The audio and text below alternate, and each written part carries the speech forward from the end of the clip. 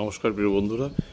আজ আমার প্রিয় কথা সাহিত্যিক অমর মিত্রর একটি লেখা পড়ছি বিভূতিভূষণের উপরে। এই লেখাটির নাম ১২৫-এ বিভূতিভূষণ বন্দ্যোপাধ্যায় ২০২০ সালে একটি পত্রিকায় প্রকাশিত হয়েছিল। লেখাটি ভুল ত্রুটি অবশ্যই মার্জনা করবেন। দেখে পড়তে আমার মাঝে মাঝে অসুবিধা হয়ে যায়, বলতে সে অর্থে অসুবিধা হয় না, পড়তে অসুবিধা হয়ে যায়। বিভূতিভূষণের ১২৫ বছর এই বছর নিঃশব্দে তা পার হচ্ছে। বিভূতিভূষণ বন্দ্যোপাধ্যায় পাঠে শুরু হয়েছিল যেন আমারও এই জীবন।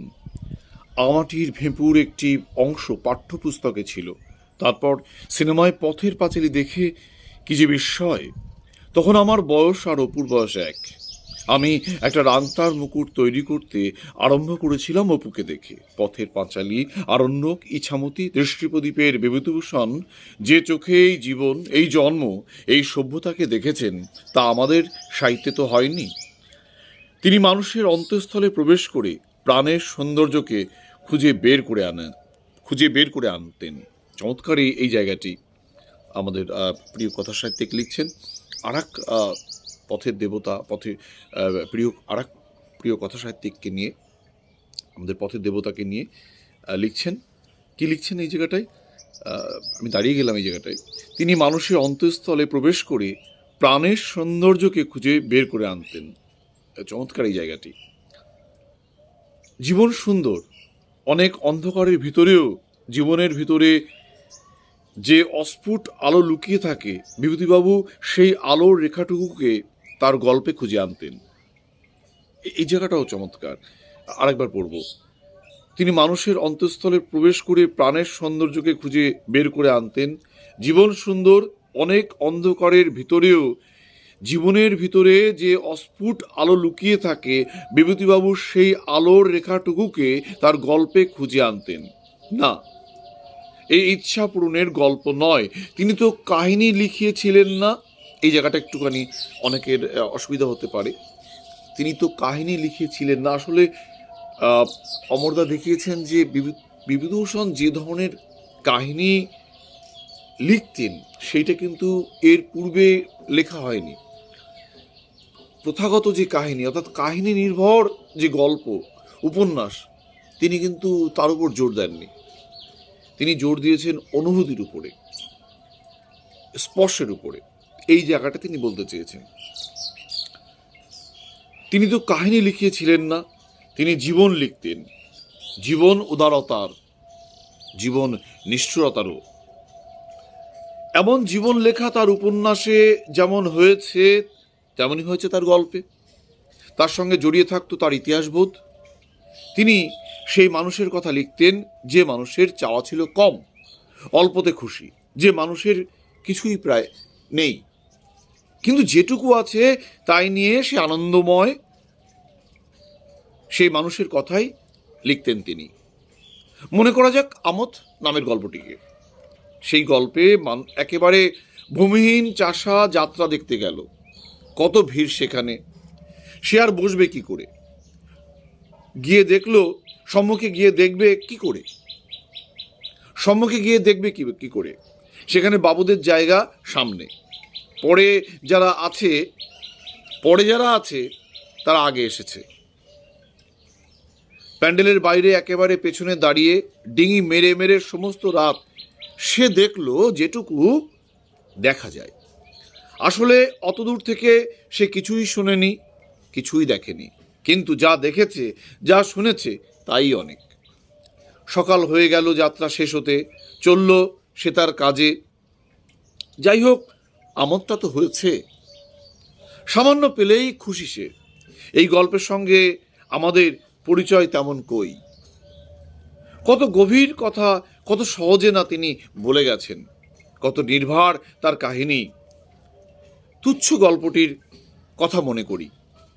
সেই গল্পে দরিদ্র কামারের 13-14 বছরের মেয়ে বিয়ের পর বাপের বাড়ি ফিরে বাবু ঘরে গেছে। বাবুদের বাড়ির বউ মেয়েরা তার সঙ্গে কি আর কথা বলবে? সে মেঝেতে বসে চার দেওয়াল দেখে।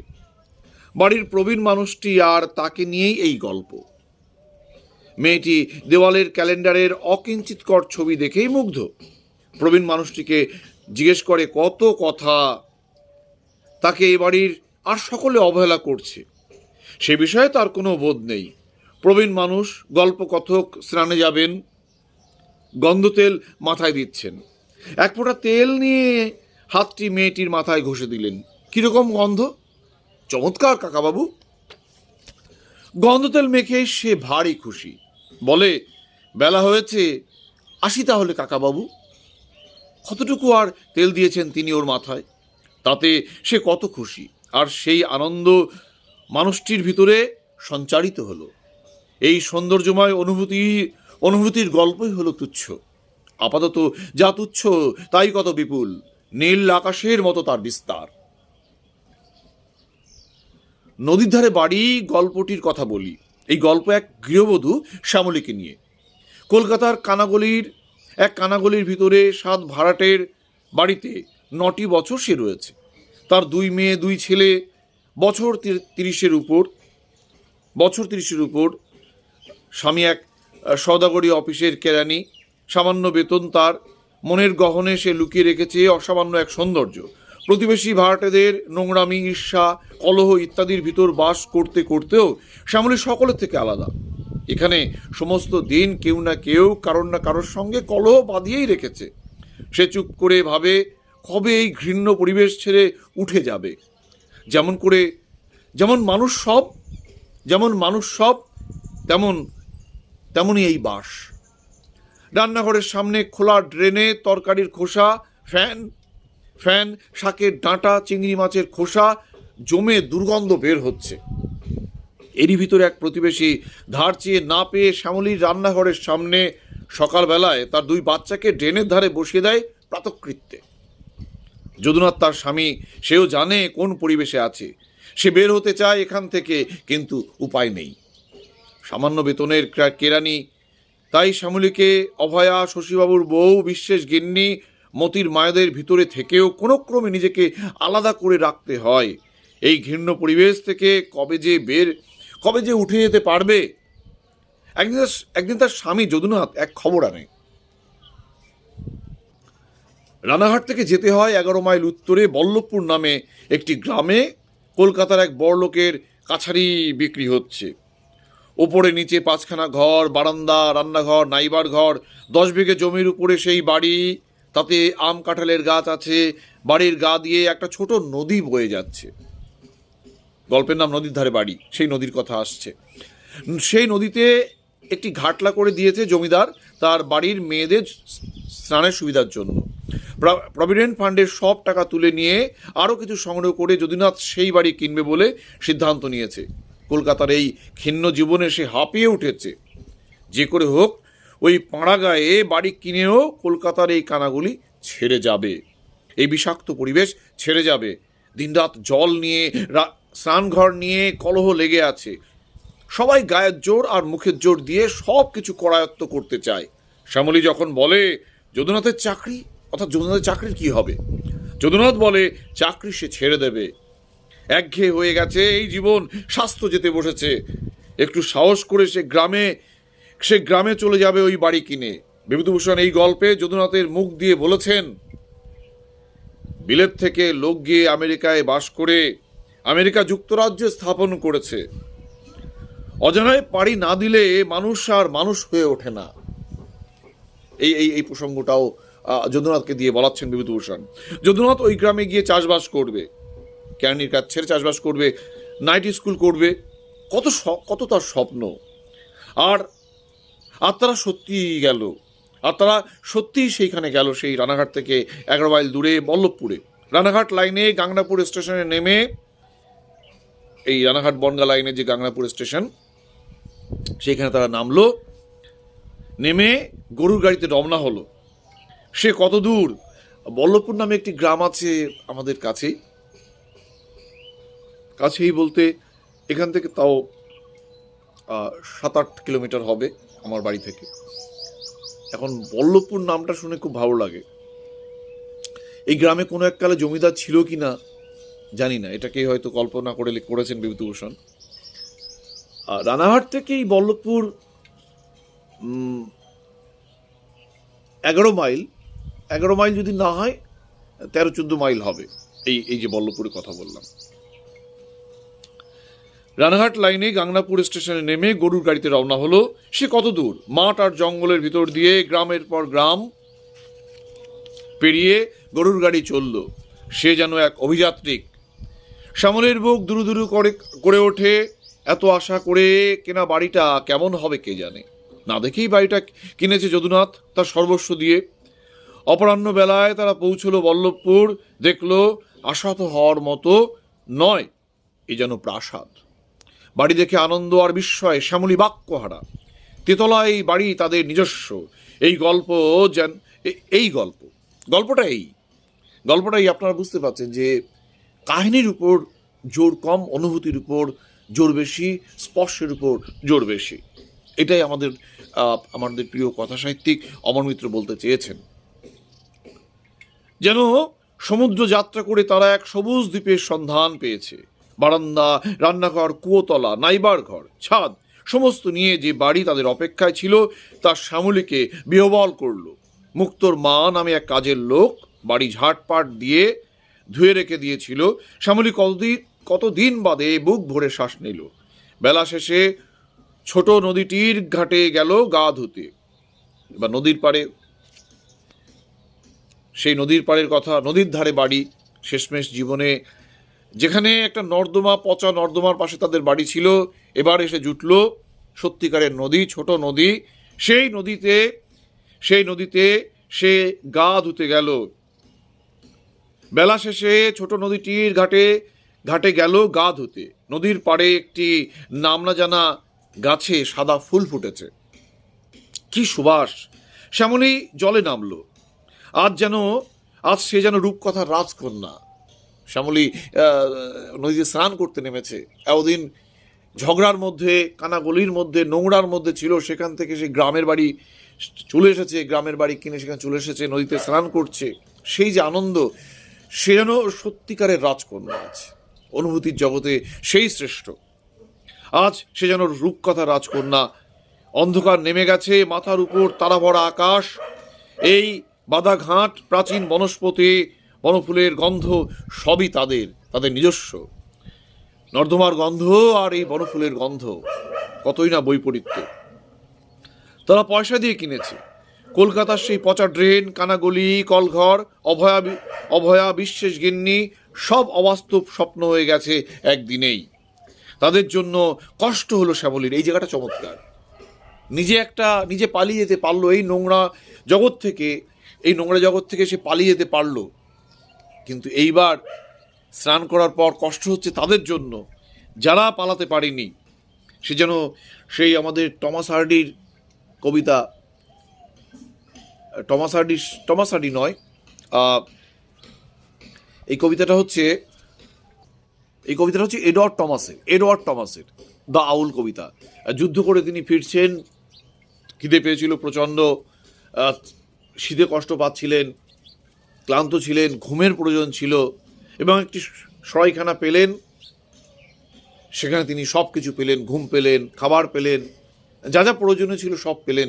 এবং সব কিছু পাওয়ার পর সেই পেঁচার ডাক শুনলেন।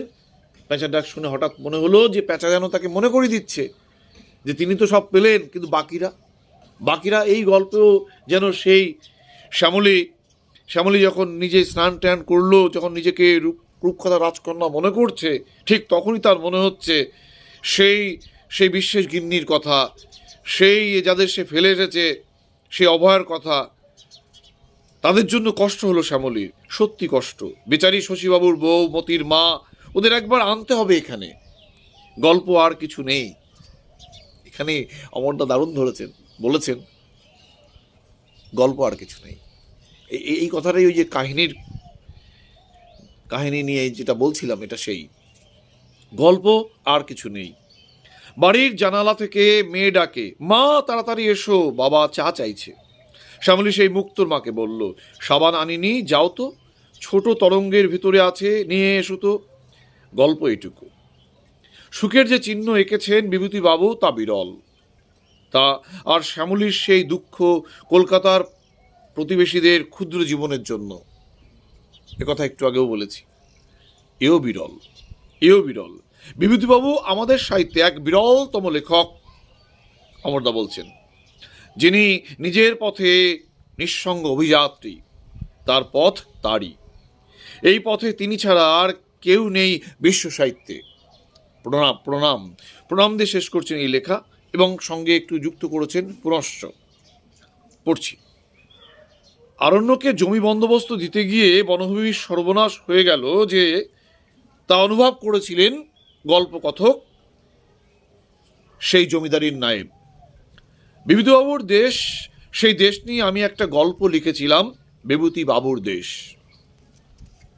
অমরদা লিখেছিলেন, ওড়িশার নিয়মগিরি পাহাড় আর কন্দ উপজাতি এবং সেই বিভূতিবাবুর দেশের ধনঝরি পাহাড় ও আদিবাসী রাজা ভানুমতি, রাজকন্যা ভানুমতি মিলেছে একসঙ্গে।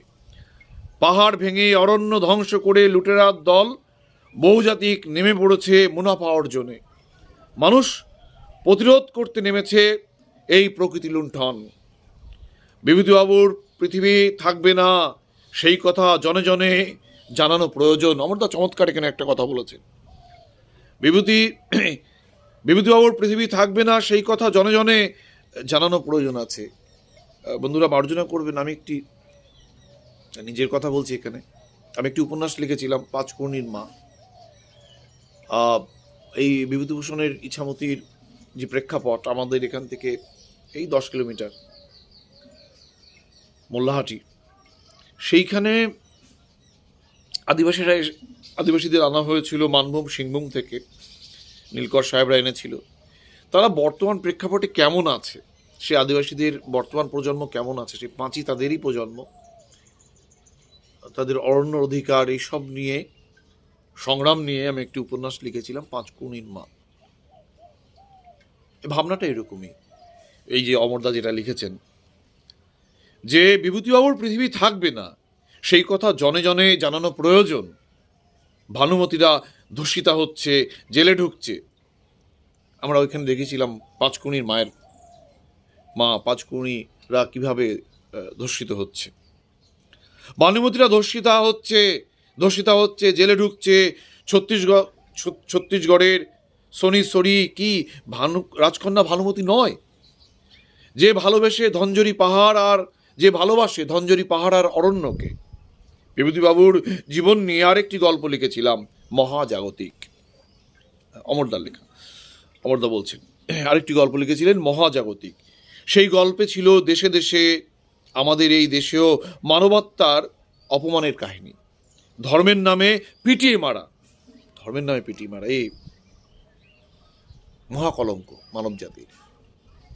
বাংলা ভাষা আমাদের শক্তি, সেই শক্তির আরাধনা করাই আমাদের ব্রত। সত্যি তাই, চমৎকার কথা অমরদা লিখেছেন। বাংলা ভাষা আমাদের শক্তি, সেই শক্তির আরাধনা করাই আমাদের ব্রত। আমরা যে ভাষায় জন্মেছি, সেই ভাষা যদি আমরা অবজ্ঞা করি, তা হবে কি করে? মাকে অবজ্ঞা করতে পারি না, মা যেমনই হন। বিভূতিভূষণ লেখকের লেখক, সর্বকালের লেখক। আবার বিভূতিবাবুর মেঘমল্লার গল্পের বন্দিনী সরস্বতীর কথা লিখলাম। আমার এই দেশের পরিপ্রেক্ষিতে জ্ঞান যেখানে ক্রমশ অন্ধকারে প্রবেশ করেছে ক্ষমতার দম্ভে। সত্যিই তাই। মেঘমল্লার গল্পের দেশ আমাদের এই দেশ এখন হয়েছে। মেঘমল্লার গল্পের দেশ আমাদের এই দেশ এখন হয়েছে। মেঘমল্লার গল্পে তান্ত্রিকের হাতে সরস্বতী বন্দিনী হলে জ্ঞানের সমস্ত প্রকাশ রুদ্ধ হয়ে গিয়েছিল। জ্ঞান যেন সেই তান্ত্রিকদেরই হাতে আমাদের বর্তমান সময়ে। তান্ত্রিক কারা আপনারা সেটা জানেন। নদীর ধারে বাড়ি গল্পটি হয়ে উঠেছিল আমার অন্য এক গল্প, বাস্কারভিল যাত্রার সূত্র হয়ে উঠেছিল অমরদার কাছে এই নদীর ধারে বাড়ি গল্পটি বিভূতিবাবুর নদীর ধারে বাড়ি গল্পটি। অমরদা বিভূতিভূষণ বন্দ্যোপাধ্যায়ের বাড়িতে এসেছিলেন মনে হয় 6 বছর আগে, সালটা মনে নেই। বিভূতিভূষণ বন্দ্যোপাধ্যায়ের সেদিন জন্মদিন ছিল, যদুর মনে পড়ছে 28শে ভাদ্র ছিল। বিভূতিভূষণ বন্দ্যোপাধ্যায়ের বাড়িতে বসত ভিটে, যেটা সৈমার বাড়ি, যেটা পরবর্তীকালে তিনি কিনে নিয়েছিলেন 1938-এর দিকে, সেই বাড়িতে অমরদাকে আমি দেখলাম প্রথম। এখন অমরদাকে তো আমি কফি হাউসে বা এখানে ওখানে দেখেছি, কোনোদিন কথা বলা হয়নি। বিভূতিভূষণ ভয়ে বলা হয়নি, আমার একটু সংকোচ কাজ করে, ভয় কাজ করে, লজ্জা কাজ করে, আমি ঝাঁপিয়ে পড়তে পারি না, খুব একটা সংকোচ। আলাপ হওয়ার পর সেটা অন্য বিষয়।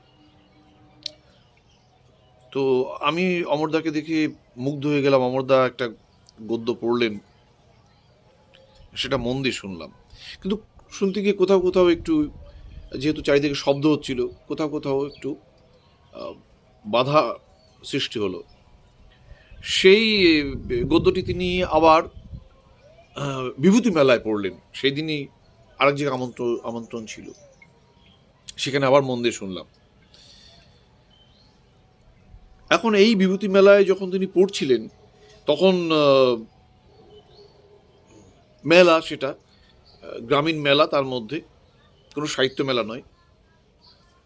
এটা দুটো বিভূতি মেলা হয়, সেপ্টেম্বরের দিকে একটি মেলা হয় টালিখোলায়, এটা টালিখোলার মেলার কথা বলছি। তিনি পড়ছেন, কিন্তু সামনে যে মাইক ম্যান, তার তো কোনো ধারণা নেই, সে তো কথা বলে যাচ্ছে, সেটা ঠিক করছে, ওটা ঠিক করছে, আর অমরদা পড়ে যাচ্ছেন। অমরদার মনোসংযোগে বিঘ্ন ঘটছে, আর আমরাও মন দিয়ে শুনছি, পাশে দাঁড়িয়ে আবার শুনছি। অমরদা জানেন না যে আমরা শুনছি। আমি তমাল ছিলাম, মন দিয়ে শুনছি যে ওই জায়গাগুলো আমাদের একটু মিস হয়ে গেছে।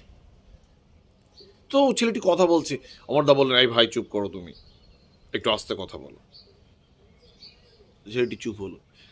মিনিট 2-3 পর ছেলেটি আবার কথা বলছে, এই ভাই তুমি আস্তে কথা বলো। অমরদা তৃতীয়বার ছেলেটি আবার কথা বলছে, এইবার অমরদা একটু বকে, একটু একটু রেগে গেলেন, এই তুমি আস্তে কথা বলো। এটা মনে আছে, এটা না বললে আমরা শুনতে পেতাম না। তিনি পড়ছেন, আমার খুব খারাপ লাগছিল যে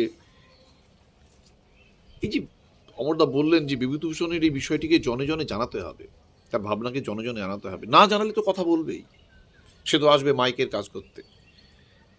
এই যে তুচ্ছ আমোদ, এই গল্পের অনুভূতি এই মানুষদের মধ্যে ঢুকিয়ে দিতে হবে। শুধু আমরাই পড়ব, আমরাই করব, এই গল্প অনুভূতিগুলো তাদেরও স্পর্শ করাতে হবে, যারা মাঠে কাজ করে, যারা এই মাইক ম্যান, যারা গাছ কাটছে, এই যে শব্দ হচ্ছে গাছের, সবাইকে বোঝাতে হবে। বন্ধুরা, আজ এ পর্যন্ত। আমি পড়তে একটু দুর্বল, মার্জনা করবেন, ভালো থাকবেন।